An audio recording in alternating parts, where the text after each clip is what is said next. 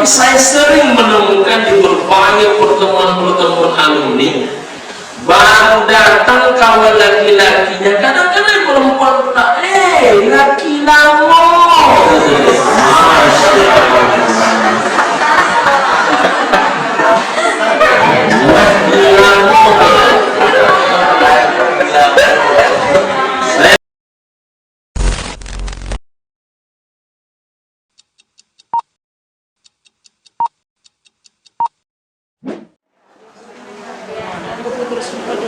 Bismillahirrahmanirrahim. Assalamualaikum warahmatullahi wabarakatuh.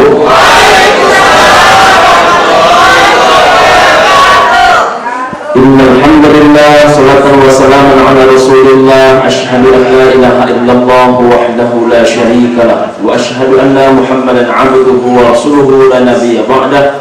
Allahumma shalli ala sayyidina Muhammad wa ala alihi wa ashabihi wa mawalah, amma ba'du.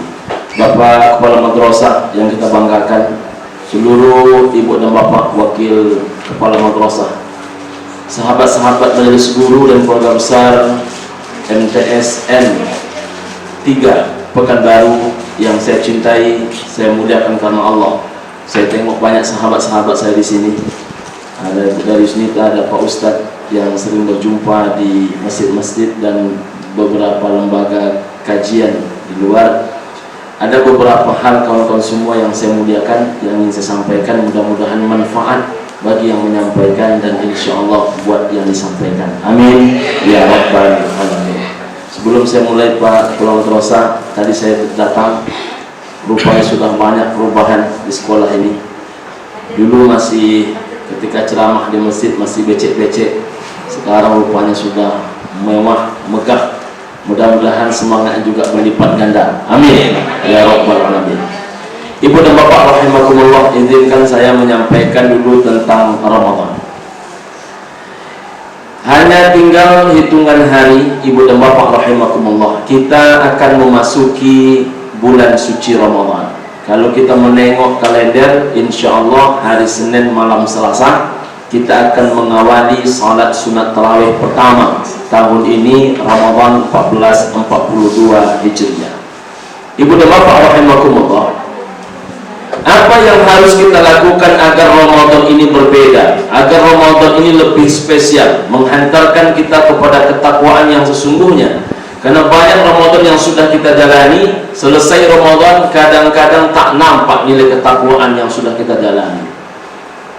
Oleh sebab itu, ibu dan bapak rahimakumullah, pertama yang harus kita lakukan adalah bagaimana kita, ibu dan bapak rahimakumullah, mempersiapkan hati yang lapang, mempersiapkan hati yang luas, hati yang senang, hati yang gembira dengan hadirnya bulan suci Ramadan, hingga mulut kita berkata marhaban ya Ramadan.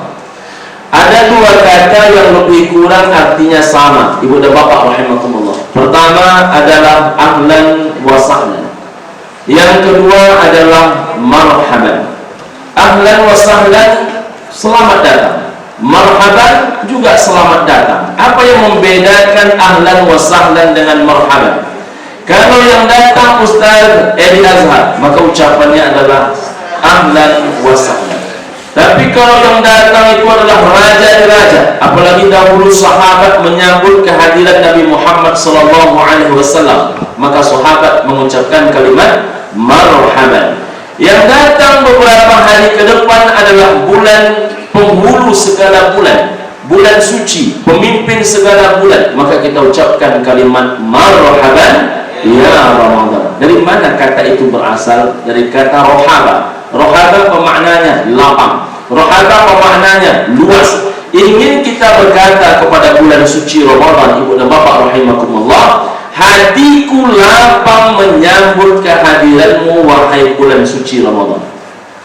Hatiku luas menyambut kehadiranmu wahai bulan suci Ramadan. Jadi kalau hati sudah lapang, hati sudah luas menyambut hadirnya bulan suci Ramadan, yang akan datang kemudian adalah rasa bangga, rasa bahagia, rasa gembira. Inilah kata Rasulullah SAW, man fariha bidukhuli Ramadana harramallahu jasadahu 'ala niran. Siapa yang bergembira menyambut hadirnya bulan suci Ramadan, Allah haramkan jasadnya daripada jilatan api neraka.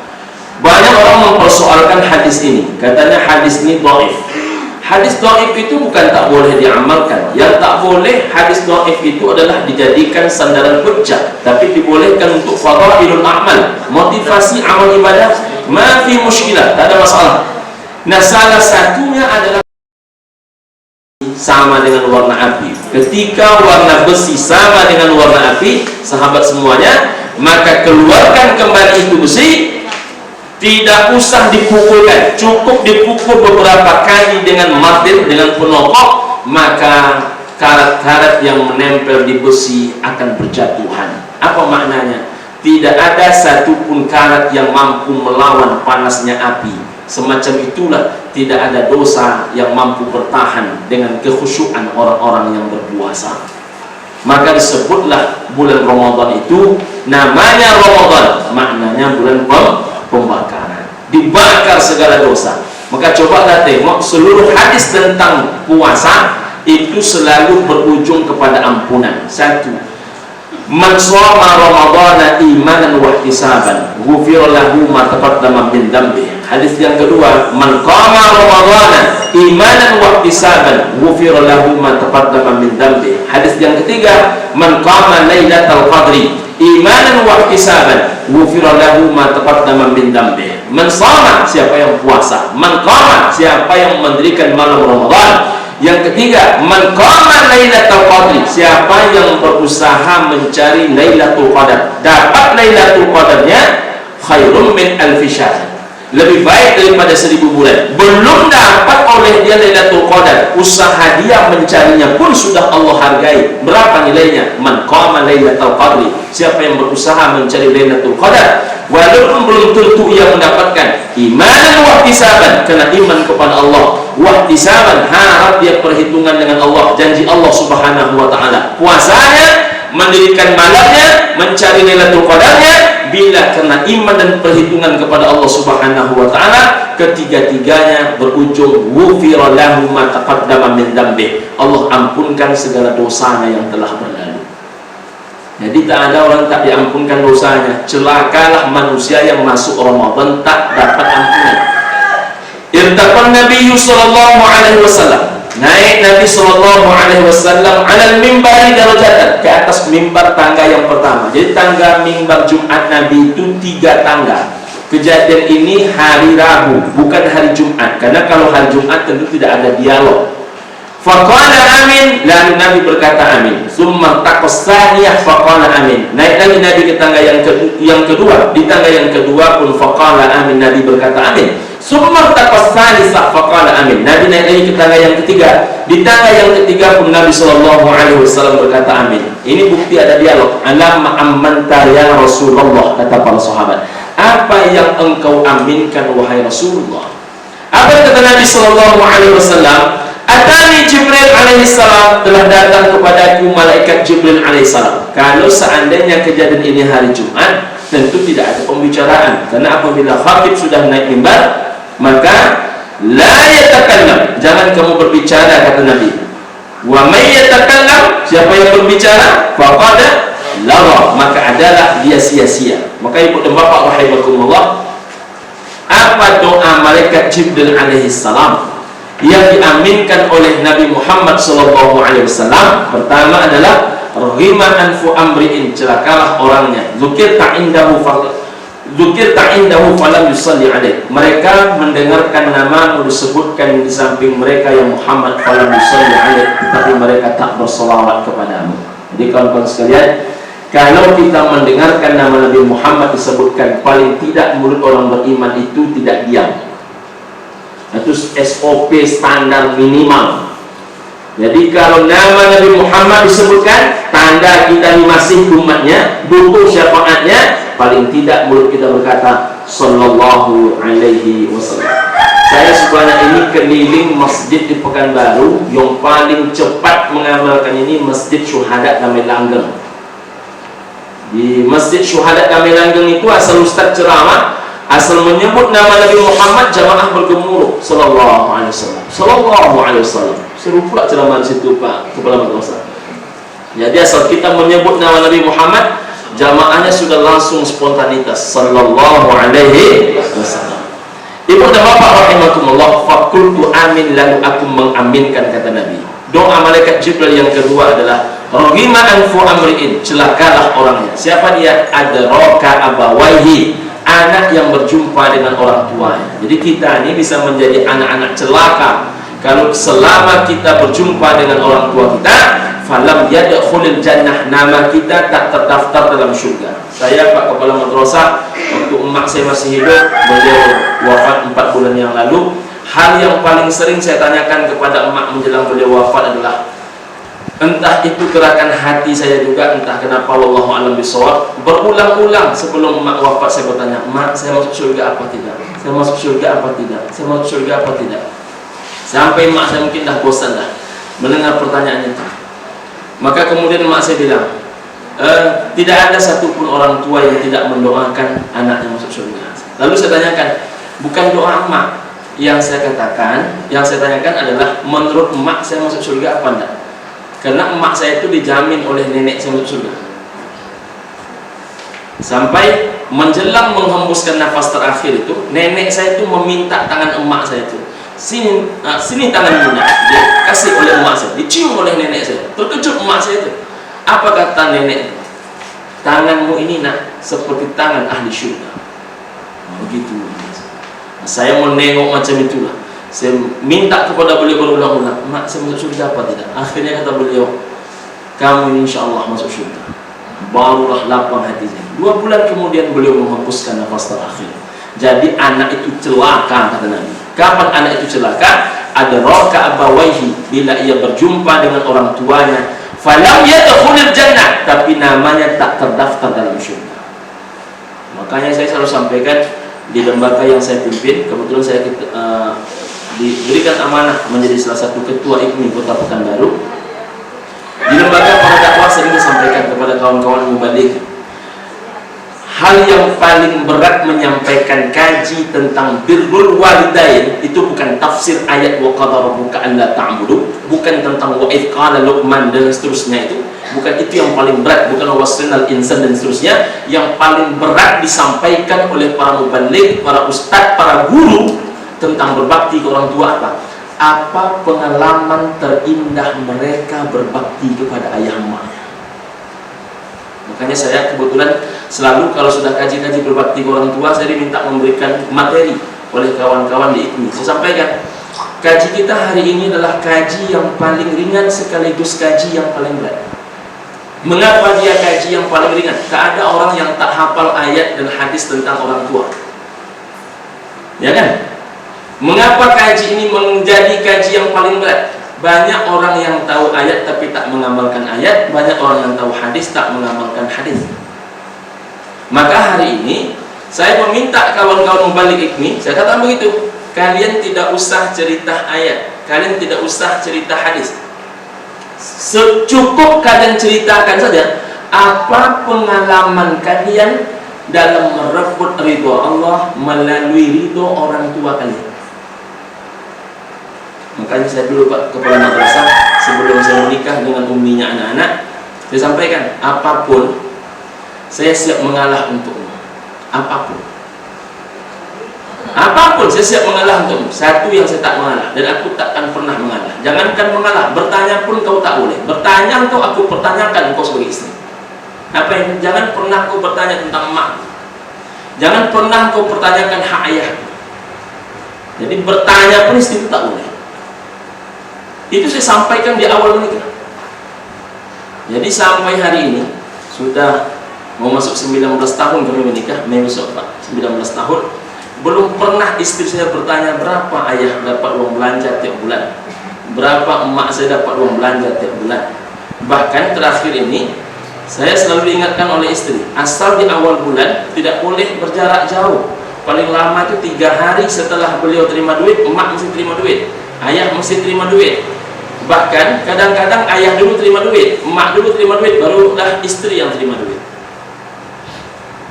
Jadi jangan sampai ada nih kawan-kawannya laki-laki ini tak menafkahi emaknya. Makanya kalau di IKMI Pak Kepala Madrasah, salah satu jadwal santapan rohani Ramadan dan khutbah Jumat selalu kita masukkan itu. Judulnya adalah tanggung jawab anak laki-laki terhadap ibu dan ayahnya. Karena itu yang hilang selalu. Jadi kadang-kadang orang memberi emaknya itu lebih parah daripada santunan anak yatim. Dulu santunan anak yatim itu hanya sekali setahun menjelang Idul Fitri. Habis itu naik setiap catur bulan dulu kan. Naik 3 kali setahun. Sekarang rata-rata masjid-masjid besar itu mereka memberikan uang anak yatim setiap bulan. Tapi ada orang sebagai pengurus masjid mengeluarkan uang anak yatim sekali sebulan, mengeluarkan uang emaknya tak tiap bulan. Kan aneh itu. Untuk anak yatim sekali sebulan, untuk ayahnya tak tiap bulan, untuk emaknya tak tiap bulan. Ibu-ibu, saya ingatkan, kalau kita baca tentang kajian tafsir wa qadara rabbuka alla ta'budu illa iyyah wa bil walidaini ihsana, itu ada 3 hal yang dijanjikan kepada yang berbakti, ada 3 hal yang diancamkan kepada yang tidak berbakti. Yang berbakti kepada orang tuanya, maka 1, anak-anaknya berbakti kepada mereka. Jadi kalau ada ibu-ibu, anak ibu melawan kepada ibu, coba ibu koreksi bagaimana hubungan suami ibu kepada emak. Jadi kalau hubungan suami ibu kepada emaknya baik, hubungan suami ibu kepada ayahnya baik, mestinya anak ibu baik. Karena karakter itu paling mudah dimasukkan oleh seorang ayah, bukan oleh seorang ibu. Ibu paling mudah memindahkan pengetahuan, tapi ayah paling pas untuk membentuk karakter anak. Makanya dalam ilmu pengetahuan yang sifatnya kognitif, ibu lebih mudah memasukkan itu kepada anak, tapi dalam bentuk karakter itu ayah lebih mudah memasukkan itu kepada anak. Begitu hasil penelitian pendidikan. Sahabat-sahabat yang sangat saya cintai karena Allah. Kemudian yang kedua, anak yang berbakti itu katanya rumah tangganya Allah bahagiakan. Dalam kajian tafsir itu. Jadi rumah tangganya bahagia, sepekan 7 hari bahagia semua. Tapi kalau seandainya tidaklah dia berbakti, maka sepekan 7 hari kelahinya 9 hari. Banyak pula kelahinya ada saja masalahnya. Padahal suami sarjana, istri sarjana, tapi rumah tangga panas. Nah, jangan-jangan ayah emak kita tak ridho dalam rumah tangga kita.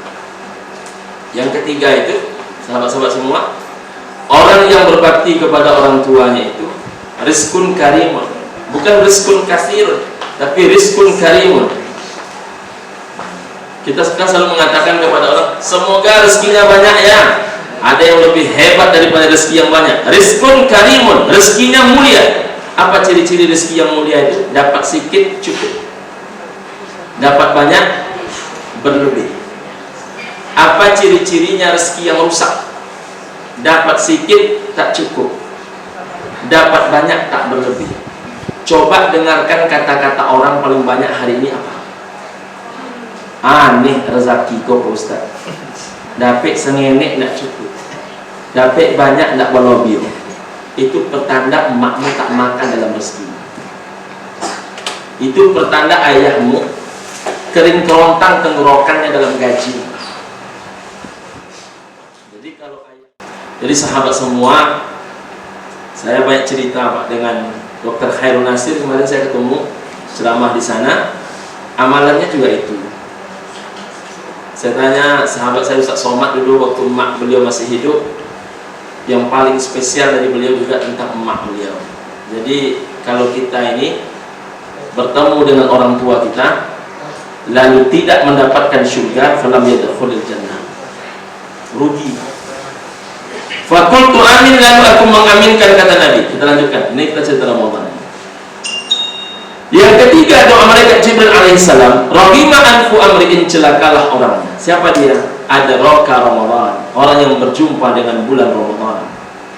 Tapi sampai bulan Ramadan habis, selesai, falam yughfarlah, dia tidak mendapatkan ampunan di dalamnya. Jadi mestinya masuk Ramadan ini kita mendapatkan ampunan. Yang ketiga, kita pahami apa itu imsak. Dulu di jam dinding masjid itu yang ada bacanya cuma 5. Subuh, zuhur, maghrib, isya, subuh. Belakangan ini 8. Ditambah orang dengan isyraq, imsak, dan iqamah. Ya kan? Ibu dan bapak rahimakumullah, apa itu imsak? Kalau kita buka kitab fikih, maka kalau ditanyakan dalam kitab puasa itu, ma huwa shaum, apa itu puasa? Maka jawabannya adalah as-shaumu ai imsakun. Puasa itu artinya adalah imsak. Jadi imsak itu apa? Menahan. Di Pekanbaru ada jadwal imsak, ada jadwal subuh, dan jadwalnya berbeda. Misalnya jadwal imsak 4.47, maka jadwal subuh adalah 4:57. 10 menit setelah imsak barulah hadir sholat subuh. Nah, pertanyaannya adalah, ini misalnya cincau, es cendol misalnya, sudah terminum setengah gelas, enaknya luar biasa. Pas terminum, bunyilah sirine 4.47. Apakah ini boleh dihabiskan? Boleh, bertanda ini bukan imsak. Berarti belum imsak. Karena imsak itu mesti menahan. Jadi jam 4.47 yang dibuat di jam dinding masjid itu bukan masa imsak. Itu masa warning. Tapi di Indonesia terlanjur imsak diartikan warning. Dan menggantinya pun payah. Dicoret imsak itu warning. Jadi itu bukan imsak.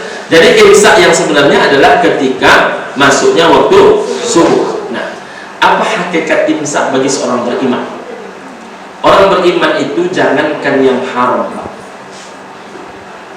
jangankan yang makruh, jangankan yang haram, jangankan yang makruh, yang halal pun tak dia minum, Pak. Yang halal pun tak dia makan.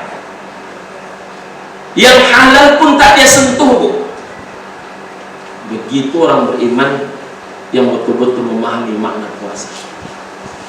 Jadi kita laki-laki ini, kapan? Dari terbit fajar hingga terbenam matahari.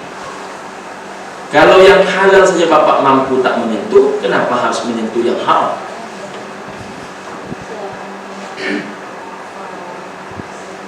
Ya, Bu? Dan Bapak Ibu nih. Mengapa ini saya sampaikan? Saya kalau menengok pertemuan alumni, Masya Allah, saya kalau menengok pertemuan alumni luar biasa, Ibu dan Bapak rahimakumullah. Tapi kalau alumni UAS 96 nampaknya aman-aman saja, serius juga. Kami satu alumni. Jadi kalau di UAS 96, ukhuwah angkatan 96 itu anak-anak IAIN angkatan masuk 96 termasuk UAS, Ustaz Merhalin dan lain sebagainya. Di sini juga ada ya.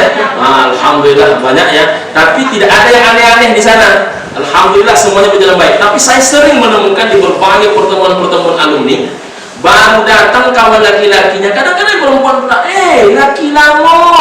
Masya Allah. Laki lamo. Saya terakhir ada ceramah di Mumbai. Mau rasanya saya meninggalkan tempat kegiatan. Tak malu mereka berhimpit-himpit paha duduk-duduk itu. Umurnya 45, 48. Lah cap-cap mendekati sakaratul maut pula. Kena mantan-mantan. Allahu Akbar. Jadi mereka tak sadar. Orang puasa itu jangankan menyentuh yang haram, yang halal pun tak mereka sentuh. Kapan? Bila Allah melarang yang halal untuk disentuh, tak dia sentuh. Ya kan Pak Ustaz ya? Kalau laki-laki ini nggak ada ruginya. Coba ibu-ibu tengok kajian dan hasil penelitian. Mengapa seorang perempuan harus menunggu 3 kali suci untuk baru boleh menikah setelah kematian suami? Coba tengok itu hasil penelitiannya. Ini berkaitan dengan tentang mengapa perempuan tidak boleh bersalaman dengan laki-laki, laki-laki tak boleh bersalaman dengan perempuan. Dulu saya di pondok pesantren Darul Nahdhah, saya tanya kepada Kiai Haji Ismail Syahid, guru saya, guru fikih. Beliau ini mertua kandung dari Profesor Dr. Akbarizan, ayah kandung dari Dr. Nur Cahaya. Saya tanya kepada beliau, Buya, mengapa setelah kematian suami itu harus menunggu 3 kali suci? Kata Buya waktu itu, supaya pasti padusi itu hamil apa enggak.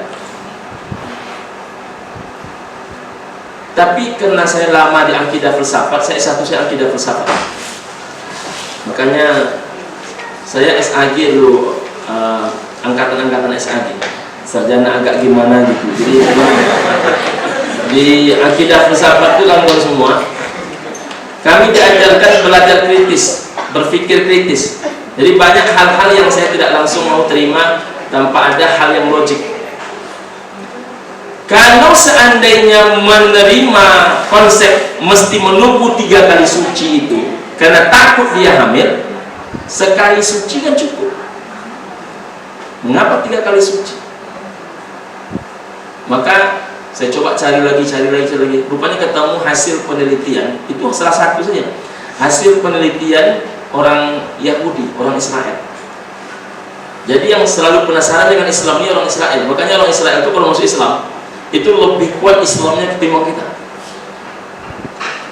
Orang Israel itu banyak yang sudah masuk Islam. Dicobanya meneliti, kenapa seorang perempuan kematian suami harus menunggu 3 kali suci. Dikaji dia. Rupanya, maaf, kalau saya misalnya malam tadi menyentuh istri saya, maka sentuhan saya itu tidak bisa hilang dengan mandi. Bekasnya.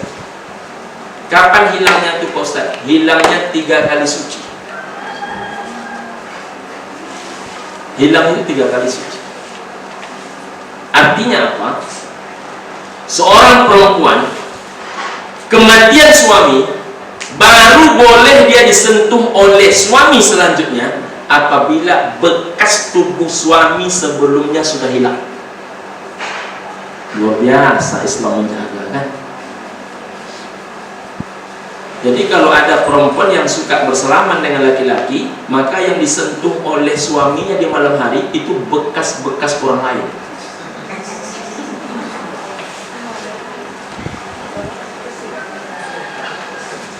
Maka saya ketika tahu itu, saya tak pernah membolehkan istri saya selaman dengan orang. Bahkan anak gadis saya pun tidak boleh selaman dengan orang. Karena rupanya bekas sentuhan itu mengakibatkan ada bekas di tubuh dia. Luar biasa wanita muslimah. Maka siapakah yang paling bersih? Wanita muslimah. Siapakah yang paling suci? Wanita muslimah.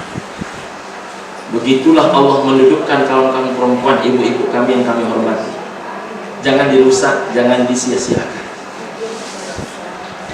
Nah, hari sudah jam 10:12. Saya tambah sedikit tentang dunia pendidikan. Kalau dunia pendidikan, saya yakin kawan-kawan lebih panjang pengalamannya dibandingkan saya. Saya mengajar itu hanya 13 tahun lebih, tapi tak begitu lama. Saya yakin guru-guru senior ada yang sudah 20-an tahun mengajar, bahkan mungkin 30-an tahun. Ada seorang guru mengambil uang 100.000 dari dompet, lalu dia tengokkan uang itu kepada murid-murid. Lalu dia tanya, siapa di antara kalian yang mau duit ini? Semua anak muridnya angkat tangan. Saya, Pak Guru. Tiba-tiba Pak Guru ini menjatuhkan uang. Setelah uang tadi terjatuh, ditanyanya, siapa kalian yang mau uang ini? Tetap muridnya angkat tangan. Saya, Pak Guru. Tiba-tiba saja uang itu diinjaknya. Lalu diambilnya uang yang diinjaknya tadi. Siapa yang mau dengan uang ini? Tetap muridnya berkata, saya, Pak Guru. Apa kata gurunya? Itulah guru. Guru itu di dalam dompet dia berharga. Guru itu ditaruh di atas tangan dia berharga.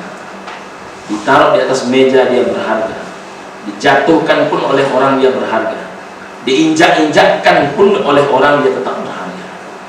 Guru tidaklah akan pernah lekang dan tidak akan pernah usang oleh masa yang panas dan mentari, lapuk dikenakan hujan, tidak.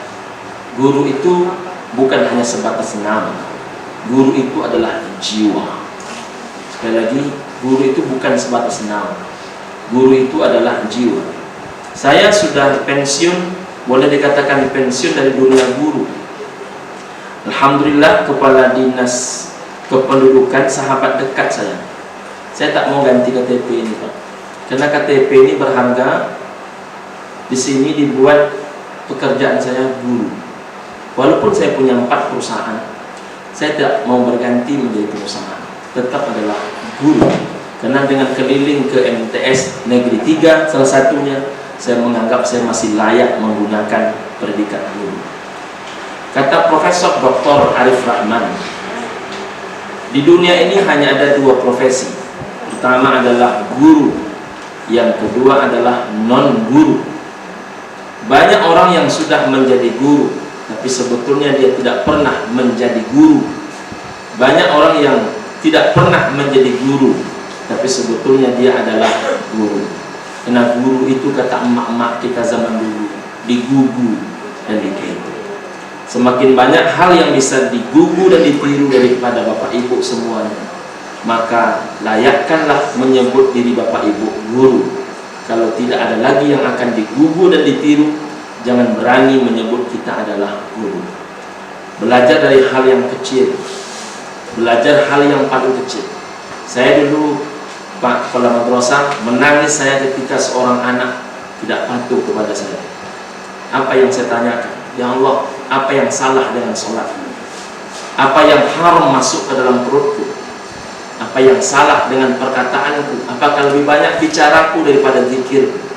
Apakah lebih banyak aku menceritakan aib orang daripada aku membaca kitab suci? Hingga kata-kataku tak tembus ke dalam relung hati murid-muridku, tak tembus masuk ke dalam jiwa mereka. Jadi ibu dan bapak rahimakumullah, guru itu saking berharganya. Maka kalau adalah orang yang pertama kali masuk surga, yang paling hebat itu adalah guru. Itu kan hanya kata penghibur, Pak Ustaz, bukan hadis tentang 7 amalan yang mengalir kepada mayit setelah ia mati. Nomor 1 itu apa? Man 'allama ilman, orang yang mengajarkan ilmu. Siapa yang mengajarkan ilmu? Guru. Maka sahabat-sahabat semua, saya hanya mengingatkan, tengok cara berjalan, tengok cara berpakaian. Saya tadi memakai apa namanya itu, Pak?